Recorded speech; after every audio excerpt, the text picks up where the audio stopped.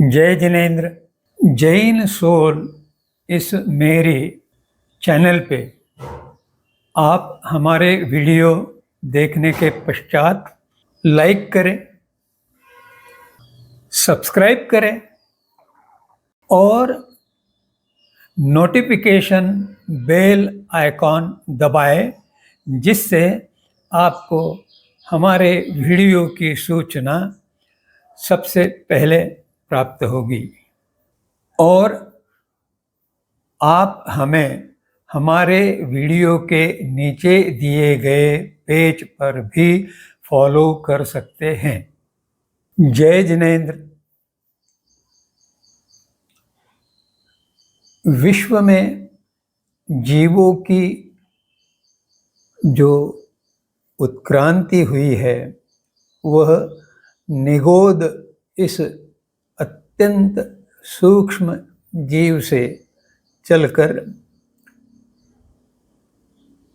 विकसित होते होते अंत में मुक्त आत्मा यह स्थिति पहुंचती है।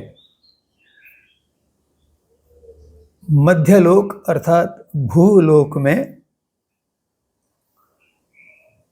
4 प्रकार की गतियां हैं। जीव जंतु, प्राणी, मनुष्य। अधोलोक अर्थात नारक लोक में नारकी जीव और ऊर्ध्वलोक में देवलोक में विविध प्रकार के देवता।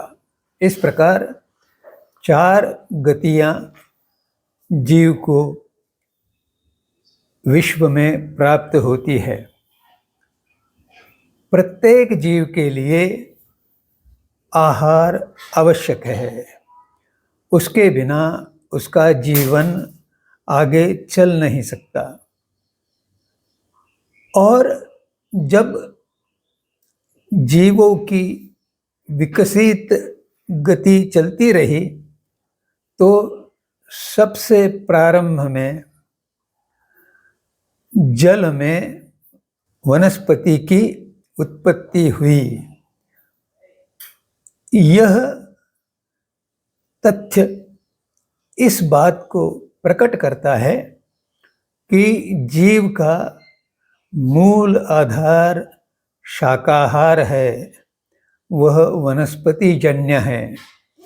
और वेदों में वनस्पति को औषधि कहा गया है। औषधि का एक अर्थ है वनस्पति विभिन्न प्रकार के, और औषधि का दूसरा अर्थ है जो शरीर स्वास्थ्य को, अगर अस्वस्थता निर्माण हुई है तो उसे मूल स्थिति में लाकर रखें। तो अगर हमारा आहार सही पद्धति से लिया गया हो तो वह अपने आप में स्वस्थ बना ये रखने में सहायक है। परंतु हम कुछ अपनी विपरीत आदतों से बाध्य होने के कारण स्वयं ही अपना स्वास्थ्य बिगाड़ लेते हैं। वेदों में कहा गया है, पृथिव्याः औषधया औषधिभ्योऽन्नः अन्नात् पुरुषः। अब इसका अर्थ क्या है? इसका अर्थ है कि जब 5 मूल तत्व आकाश से लेकर पृथ्वी तक उत्पन्न हुए तो पृथ्वी पर औषधि अर्थात वनस्पति का निर्माण हुआ। यह औषधिभ्योऽन्नम अर्थात यह औषधि अन्न है। यह शाकाहार का स्पष्ट उल्लेख है। और अन्नात् पुरुषः यानी अन्न खाकर पुरुष, यहाँ पुरुष सभी जीवों का प्रतिनिधित्व करता है। अन्न से जीव जीते हैं। विश्व में उपलब्ध सभी प्रकार की वनस्पति भक्ष्य है, क्योंकि यह अनिवार्यता है। अगर कुछ और भक्ष्य वस्तु होती तो फिर वनस्पति जीव को भी नहीं खाया जाता, परंतु यही एक वस्तु जीव के जीवित रहने के लिए अनिवार्य है। परंतु जैन दर्शन में इसमें भी जो अनंतकायिक वनस्पति है, ऐसी वनस्पतियों को अभक्ष्य कहकर हिंसा का दायरा और संकुचित छोटा किया है। और इस शाकाहार के 4 भेद बताए गए हैं, जो जैन दर्शन की अपनी एक विशेषता है। इसी संदर्भ में हम आज से कुछ अधिक गहराई में विवेचन करेंगे। पहला भेद जो है अशन, अशन का अर्थ है अन्न, जो भक्ष्य है। अभक्ष्य को अन्न कहना गलत है, परंतु कुछ लोग अपनी भटकी हुई स्वभाव व्यवस्था के कारण आदतों में फंसकर अभक्ष्य का भी भक्षण करते हैं और फिर उसके दुष्परिणाम भोगने को बाध्य हो जाते हैं। अशन जो भक्ष्य है, उसकी विभिन्न प्रकार से व्याख्याएं जैन दर्शन में की गई है और इतनी सूक्ष्म व्याख्या और कहीं पर भी नहीं की गई हैं। पहला शब्द उपयोग किया है निर्वध्य, यानी जिसमें वध नहीं है, जिसमें हिंसा न की गई है। इसमें केवल एकेंद्रीय जीव अपवाद है, क्योंकि वह अनिवार्य है। उसके बगैर कोई भी जीव विश्व में जीवित नहीं रह सकता, पर उसे भी सीमित कर दिया गया है। जैसे मैंने अभी बताया था कि आलू के जैसे जो अनंतकायिक पदार्थ है, वनस्पति जन्य है, वे अभक्ष्य है, तो उससे स्वास्थ्य अच्छा रहता है। दूसरा शब्द उपयोग किया गया है वह है अजीव। उसका अर्थ है जिस पदार्थ में सजीवता नहीं रही है। जब हम अन्न को पकाते हैं तो उस कारण उसमें जीव नहीं रहते, जो है वे मृत हो जाते हैं। यह एक प्रकार से अतिचार है, परंतु वैसा करना आवश्यक है, क्योंकि अगर हम कोई अपक्व आहार लेते हैं तो उसमें सजीव निरंतर बढ़ते रहते हैं और वे असंख्य होने के कारण उसे उसी स्वरूप में खाना शरीर के लिए अच्छा नहीं है। परंतु इस अतिचार को घटाने के लिए जैन दर्शन में जो हरी सब्जियां हैं उन्हें वर्जित किया है।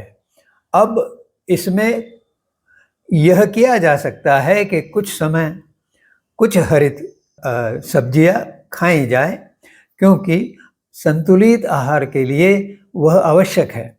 तो इसमें वर्जित किस प्रकार किया जाए, इसका मार्गदर्शन जैन दर्शन में किया गया है। जैसे जिस रोज जो हरी सब्जी खाई जा रही है, उसके अतिरिक्त सभी सब्जियों का अगर हम त्याग कर दें, उसके लिए प्रत्याख्यान करें, तो वह वर्जित होने से हमारी हिंसा का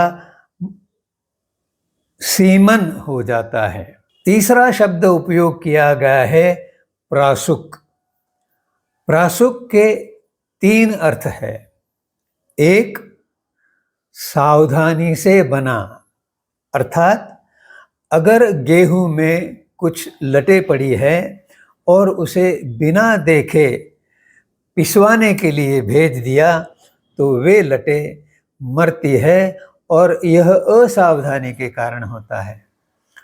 भावपूर्वक प्रस्तुत किया, अर्थात जो व्यक्ति खाना परोस रहा है उसके भाव शुद्ध हो।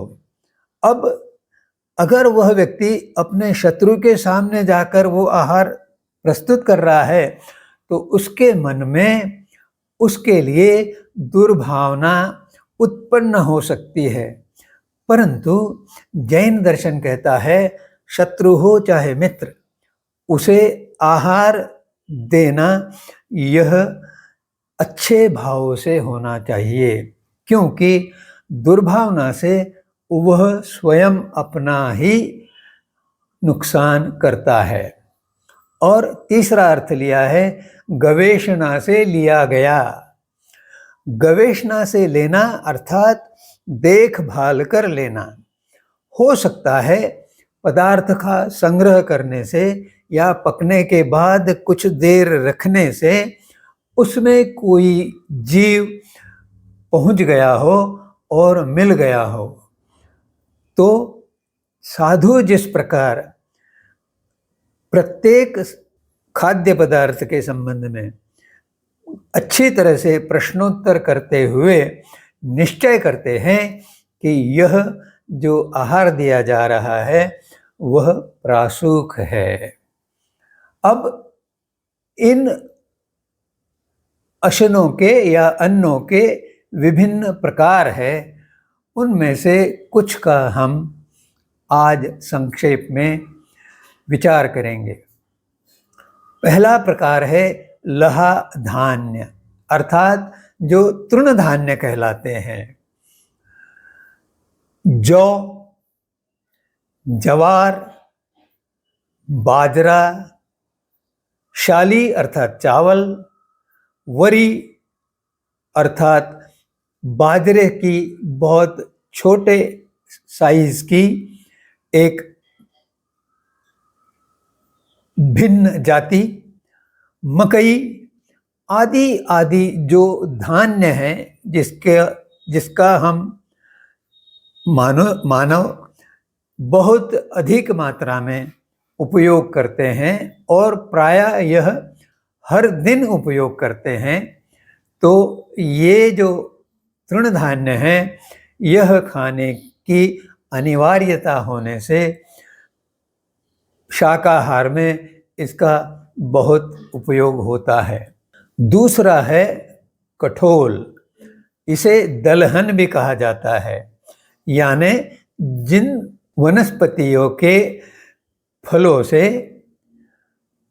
दालें मिलती है, जैसे मूंग, मोठ, तुअर, उड़द, चौला, राजमा, मसूर, चना, ये सभी ऐसे धान्य हैं जिनके द्विदल होते हैं और घट्टी में रगड़ने से इनके दो दो अलग भाग हो जाते हैं। इसे दाल कहते हैं और यह भी सामान्यतः मानव का प्रतिदिन के आहार में समाविष्ट है। तीसरा प्रकार है तिलहन, अर्थात जिनमें से तेल निकलता है। तिल, मूंगफली, सरसों, खोपरा आदि जो वनस्पतियां हैं वे कोल्हू में पीसने से उनमें से तेल अलग हो जाता है और वह तेल सब्जी के छोंक में वगैरह उसका उपयोग किया जाता है। यह भी प्रायः प्रतिदिन होता है। शाकाहार का यह नित्य अंग है। इतने विवेचन के पश्चात आपसे निवेदन है कि अपने मन में उठे प्रश्नों के समाधान के लिए कमेंट सेक्शन में मुझे वह भेजे, जिससे मैं आपको उनके उत्तर देकर आपका समाधान करूंगा। और यही नहीं, इन प्रश्नों के पूछने से और अन्य लोग भी हैं जिनके मन में यही प्रश्न है, उनको भी इसका उत्तर मिल जाएगा।